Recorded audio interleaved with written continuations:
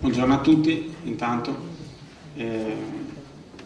Oggi vi annoio un po' con delle cose che ho già progettato anche a recenti convegni, ma mi diverto ad annoiarvi un po' a ripeterle, perché intanto ho visto che c'è una presenza anche di qualche direttore generale, per cui sono contento di ripresentare anche il progetto ai direttori generali e soprattutto perché questo progetto, cioè il progetto del fascicolo, vede chiaramente nella parte documentale, cioè la disponibilità dei referti, uno dei suoi principi, dei suoi presupposti fondanti. Se non c'è il referto digitale non c'è il fascicolo, anche se il fascicolo non è un calderone di documenti, punto e basta. E quindi cosa sicuramente molto utile è partire dalla presentazione, dal convegno di chiusura di Veneto Escape e quindi del referto digitale alla prospettiva del fascicolo sanitario elettronico. Penso che sia tutto sommato un percorso come dire, naturale e conseguente. Cenni storici della Regione Veneto, per chi non è Veneto oggi e per chi è Veneto magari lo sa già. Allora, l'informatica in Regione Veneto è stata sempre caratterizzata da livelli di informatizzazione diversi in ogni azienda, perché la Regione, il livello regionale, ha sempre pensato, questa affermazione è ancora vera per molti versi, che il livello regionale dovesse occuparsi della programmazione e i livelli aziendali dovessero occuparsi della, diciamo così, gestione dei processi di prevenzione, diagnosi, cura e riabilitazione. Quindi l'ottica era quella dei flussi informativi per monitorare, e non si entrava nel merito, e qui un po' il limite, di come le soluzioni aziendali venivano sviluppate. Per cui le aziende, a buon senso, a sensibilità locale, hanno sviluppato da un lato autonomamente, a seconda di quelle che sentivano le priorità locali, e dall'altro magari sulla spinta di progetti europei, nazionali e regionali, hanno sviluppato in autonomia, con la sensibilità che meglio, sui temi che meglio ritenevano, i sistemi informativi aziendali. Questa crescita, seppure non regolamentata, ha conseguito sicuramente, ha dato modo di conseguire in molte aziende risultati verticali nel senso aziendale, di assoluto rilievo, e tutto sommato ci ha dato anche il modo di sperimentare soluzioni e di creare dei punti di eccellenza. Ha però prodotto qualche effetto collaterale, come è giusto e come è normale che lo sia in un contesto di questo tipo, cioè una sostanziale disomogeneità dei livelli di informatizzazione delle nostre aziende. Se guardiamo solo a qualche anno fa, c'erano già le aziende, credo di non dire nulla di strano, che anche senza Veneto Escape consentivano ai propri cittadini di ritirare referto online, e c'erano quelle che erano all'età della pietra, senza come dire, nulla giudicare in merito, nel senso che avevano ritenuto che le priorità non fossero quelle dell'informatizzazione delle offerte, per esempio. Un altro effetto collaterale di assoluto rilievo e che ci deve far pensare è una sostanziale non cooperazione tra le diverse aziende. Io, facciamo così, lo dico dei precedenti direttori generali, qualcheduno dei precedenti direttori generali spesso mi ha avvicinato e mi ha detto: ma perché abbiamo bisogno di un progetto fascicolo sanitario elettronico regionale dove io in azienda ho fatto tutto? Vieni a vedere la mia azienda e io c'ho tutto. Lui chiaramente si riferiva al dossier, cioè la raccolta in digitale di tutti i documenti clinici che vengono prodotti all'interno di un'azienda. Il problema vero è che anche tra aziende limitrofe, anche oggi, non c'è cooperazione tra sistemi. Cosa vuol dire? Che se io sono cittadino di Vicenza, io sono veramente un assistito della ULSS numero 6, e qui oggi c'è anche il direttore generale, e faccio un esame nella ULSS vicina, supponiamo a Thiene, in realtà se entro nel portale di ritiro dei referti di Vicenza non vedo assolutamente referti prodotti a Thiene, devo entrare in quello di Thiene e non ho un punto unico, e soprattutto l'operatore non ha un punto unico in cui vede la storia di Lorenzo Gubbia. Si era già intuito da tempo, anche a livello regionale, con diversi progetti, che serviva un'azione di sistema. Bisognava creare un'infrastruttura trasversale alle infrastrutture delle aziende. Si era tentato con qualche progetto, ma non si era trovata la via giusta. Allora, ci sono degli elementi in questa storia che partono dal basso e degli elementi che partono dall'alto e che poi si sono giustamente incontrati.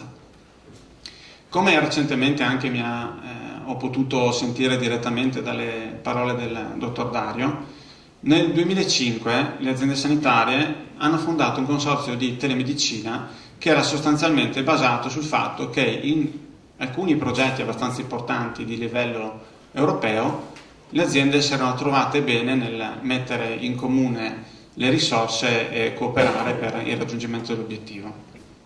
Questo aveva fatto sì che nel 2005 fosse fondato da queste aziende, poi con l'adesione di tutte le altre, il consorzio di telemedicina, che poi nel 2007 ha ampliato la sua mission da telemedicina, poi se andiamo a vedere quella definizione di telemedicina e di come dire, sanità digitale, vi assicuro che pensarci bene non sono molto diverse. Comunque nel 2007 ha ampliato la sua mission ed è diventato la mission è diventata sanità digitale. Questo dal punto di vista delle aziende.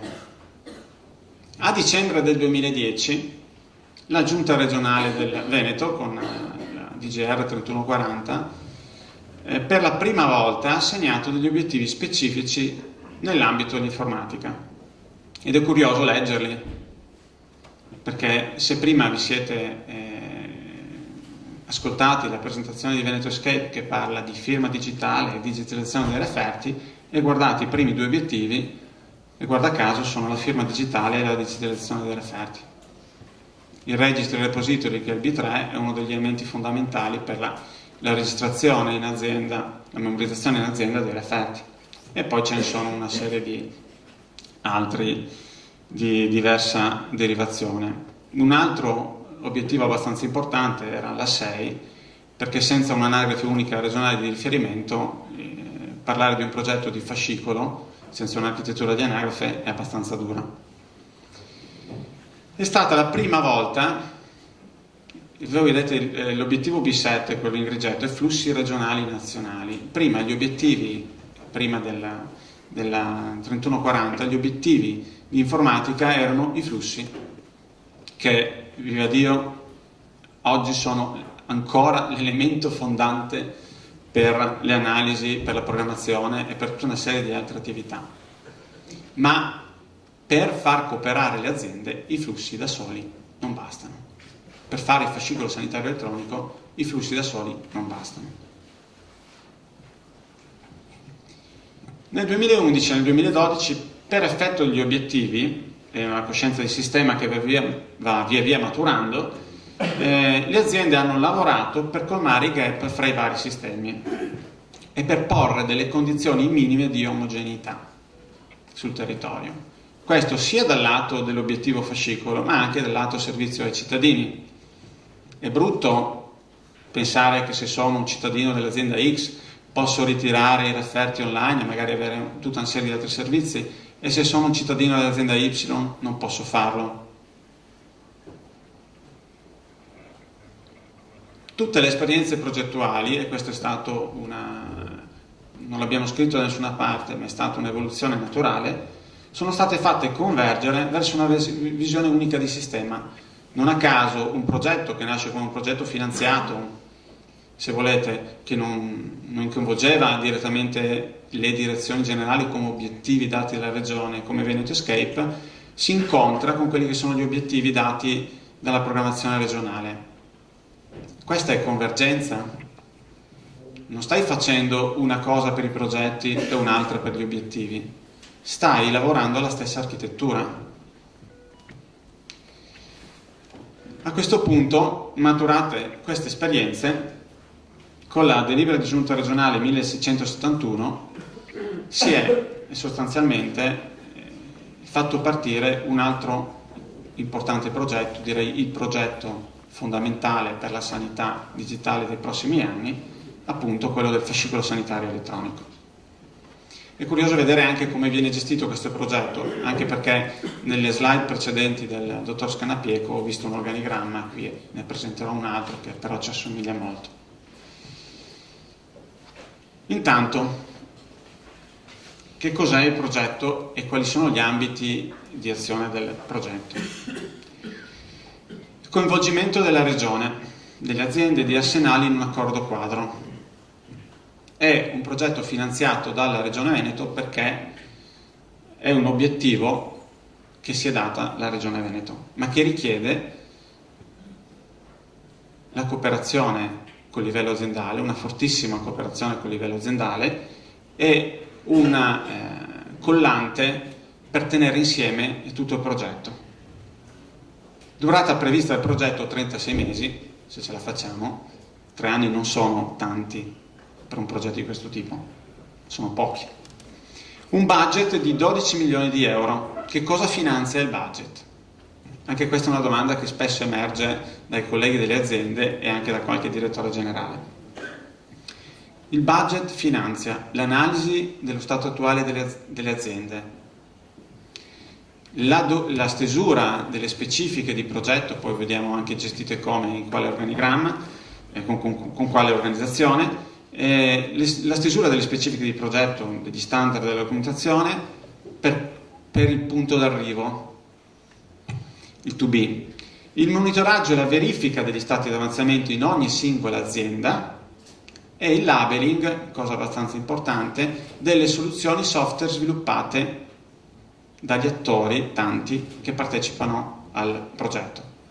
Labeling vuol dire certificazione che la soluzione è compliance alle specifiche.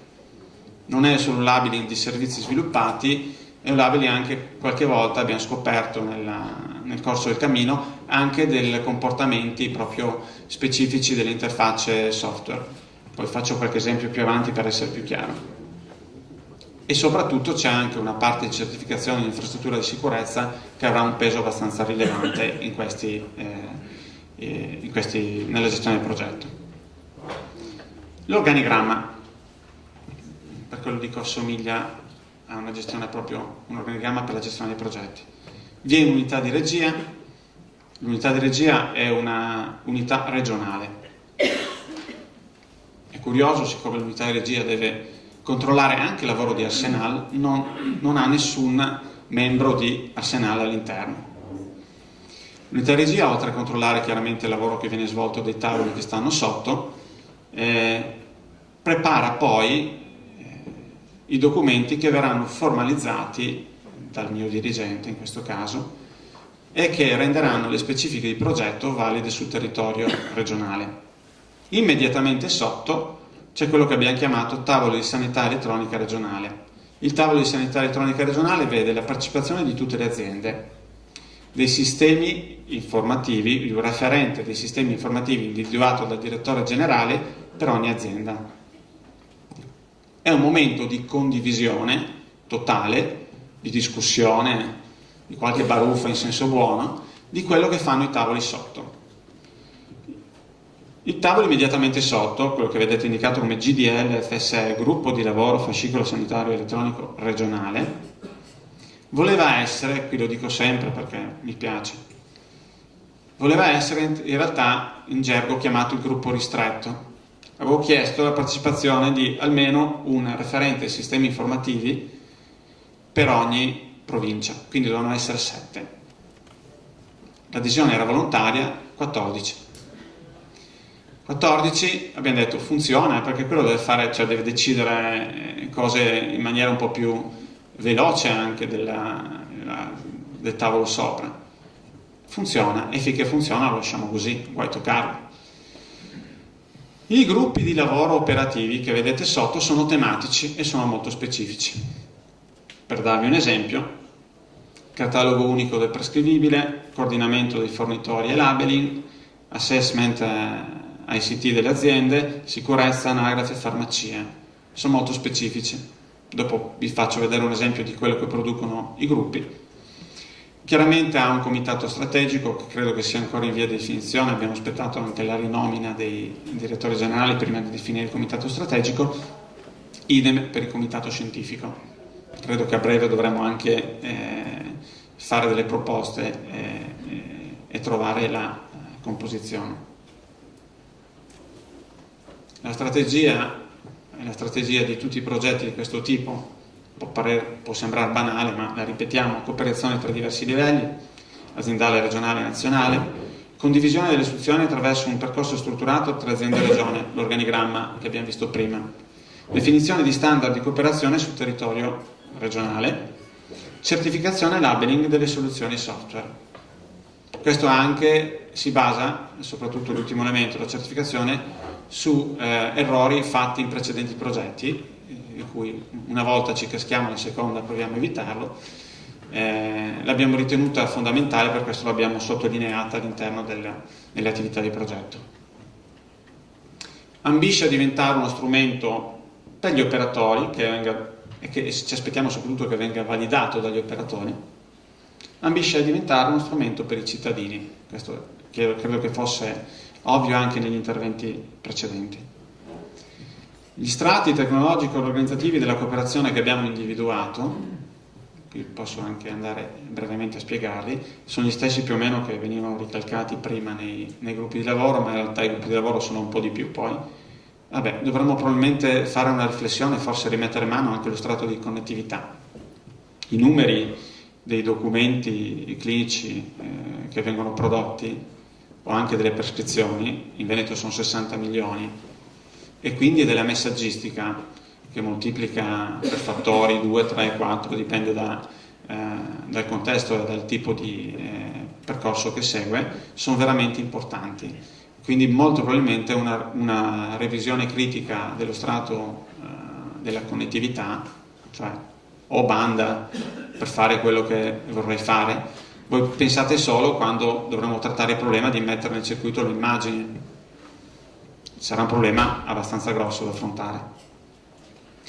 La sicurezza, autenticazione, identificazione degli utenti, le policy, la privacy. I sistemi di codifica condivisi, problema non banale, un esempio è il catalogo unico del prescrivibile, ma soprattutto la gestione dei suoi cambiamenti nel tempo. L'anagrafe, che non è solo anagrafe unica regionale, ce l'abbiamo già, è un'infrastruttura un po' più complessa di quella che esiste oggi. La gestione dei processi interaziendali, cioè dei workflow, perché il fascicolo non è un calderone di documenti, o non è solo un calderone di documenti, è anche un calderone di documenti, ma non è una raccolta di documenti punto e basta. Sono documenti che servono, che vengono utilizzati per prendere decisioni, quindi sono imbricati con la gestione dei processi. E alla fine magari i processi creano altri documenti. I due strati in alto li potete combinare come volete. Questi sono gli strati i macrostrati in cui abbiamo diviso il progetto, e che poi ogni singolo gruppo di lavoro, ce ne sono specifici per processi specifici e anche più basilari come quello della sicurezza per strati di infrastruttura. I gruppi di lavoro si stanno occupando in diverse misure di questi problemi. Elementi base dell'architettura, qui vado avanti, in realtà è una proposta, poi dovremmo arrivare a definirli in realtà nei gruppi di lavoro. Autenticazione federata, un solo motore di policy, anagrafe unica regionale, un indice regionale e repository aziendali, e già così c'è già un repository per ogni azienda. Ma questi sono dettagli, e qui anche tutto sommato anche abbastanza grossolani. Argomenti di cui si sta già occupando: la dematerializzazione della ricetta cartacea, perché noi pensiamo che non possa essere fatta pensando a un'altra infrastruttura, è la stessa infrastruttura in cui si realizza il fascicolo che realizza anche la dematerializzazione della ricetta cartacea. che tra parentesi è anche un importante obiettivo che deriva dal livello nazionale. Screening mammografico è il primo esempio di condivisione delle immagini tra aziende diverse per gestire un processo clinico. Vabbè, qualche esempio, diciamo che via via che prendiamo un po' di esperienza cerchiamo di strutturare la documentazione anche in maniera più professionale, ma direi che un esempio invece un po' più interessante è questo, per darvi un'idea. Il gruppo di lavoro di coordinamento dei fornitori dei medici di medicina generale, di software di cartella di medicina generale, si sta occupando per esempio di gestione informatizzata delle attività del personale di studio. Perché sapete che la segretaria può avere un ruolo, la segretaria del medico di medicina generale può avere un ruolo attivo nel processo di ripetizione, per esempio, di prescrizioni degli assistiti. E allora il software del medico di medicina generale deve riuscire a gestire anche questo contesto. Se non lo gestisce, non sarà certificato, perché è un problema sollevato dai medici di medicina generale, non da noi. C'è una premessa e c'è una proposta. Queste slide sono state presentate al gruppo di lavoro. La proposta è stata sviluppata insieme ai fornitori che conoscono molto bene il processo e come si svolge il processo nello studio del medico, e adesso vedremo come verrà approvata. Ma voi capite che non stiamo parlando di un problema da poco, perché è un problema che è stato segnalato anche nella prima fase del progetto di ricetta elettronica, segnalato dai medici, che qualche volta ha rappresentato un impedimento anche abbastanza importante che il medico vedeva nell'andare a utilizzare la soluzione di dematerializzazione della ricetta, di prescrizione elettronica. Un altro problema sempre che arriva da questo tavolo, sempre per darvi degli esempi, non pretendo in questo momento di spiegare tutta la questione che ci sta dietro: gestione informatizzata del medico sostituto. Perché c'è quello che ti sostituisce qualche ora in una giornata e che magari non è neanche iscritto nel sistema TS come prescrittore, e c'è quello che invece ti sostituisce per 3 mesi e magari lui è iscritto. E cosa facciamo? Come gestiamo i due casi? Che credenziali gli diamo? Come si fa a capire che quella ricetta non è fatta dal medico ma è fatta dal medico sostituto? E tutta una serie di problematiche di questo tipo.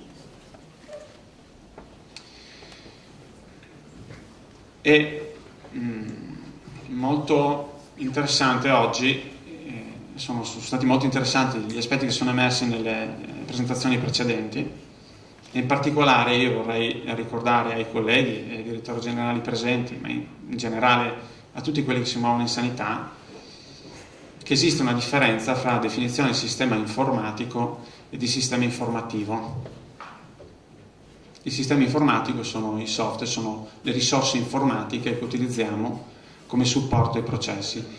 Il sistema informativo è, diciamo così, qui vedete una delle possibili definizioni, ma sostanzialmente è un sistema che mi mette in grado di prendere decisioni. La buona e vecchia cartella clinica di degenza cartacea è un sistema informativo e magari l'informatico non se ne è neanche mai occupato. Per poterci chiamare responsabili dei sistemi informativi ci dobbiamo occupare di organizzazione, di supporto ai processi organizzativi, perché se no siamo degli informatici, non siamo degli informativi. Ma informativi in azienda lo sono tutti. Questa cosa va ricordata perché non possiamo pretendere di introdurre un tool, software, hardware di qualsiasi tipo se non abbiamo compreso il processo che andiamo o che pretendiamo di voler riorganizzare o di voler gestire. Ecco. Supporto ai livelli decisionali ve lo risparmio, ma il sistema informativo, di cui il sistema informatico può diventare, se costruito bene, la spina dorsale, deve dare supporto dal livello in cui vengono erogate le prestazioni fino al livello di programmazione e controllo nazionale, con tutti i livelli che ci sono in mezzo, cioè dal livello di gestione dei processi operativi a livello di decisioni strategiche.